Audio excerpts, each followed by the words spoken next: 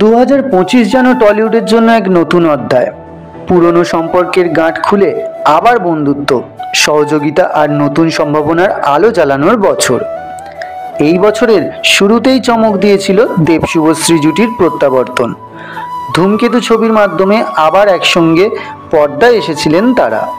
এরপর এক ছবিতে বনুয়া সমীকরণ, আরও একটি অপ্রত্যাশিত পূর্ণমিলন। তার উপর এবার আরও বড় খবর, মিমি চক্রবর্তী এবং শুভশ্রী গঙ্গোপাধ্যায় আবার এক ফ্রেমে। আগে তাদের সম্পর্কের তীক্ষ্ণতা ছিল মানবীমানব, তবে সময় সব বদলে দিয়েছে। বছরখানেক আগে পর্যন্ত তারা একসঙ্গে খুব কমই কাজ করেছেন, কেবল একটি বিজ্ঞাপনের ভিডিওতে তাদের একসঙ্গে দেখা গিয়েছিল। কিন্তু এবার সোশ্যাল মিডিয়ায় তারা প্রকাশ করলেন তাদের নতুন বন্ধুত্বের গল্প।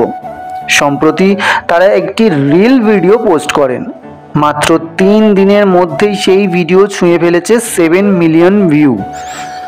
অনুরাগীরা উচ্ছ্বাসে ভাসছেন।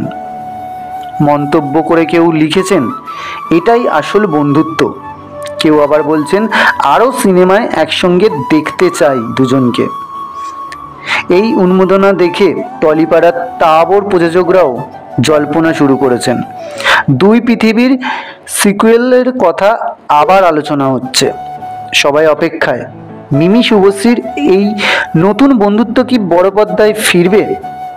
অতীতের ভুল বোঝাবুঝি ঝেড়ে ফেলে নতুন সম্পর্ক গড়ে তোলার এই গল্প শুধু তাদের নয়, বরং পুরো ইন্ডাস্ট্রির জন্য এক অনুপ্রেরণা।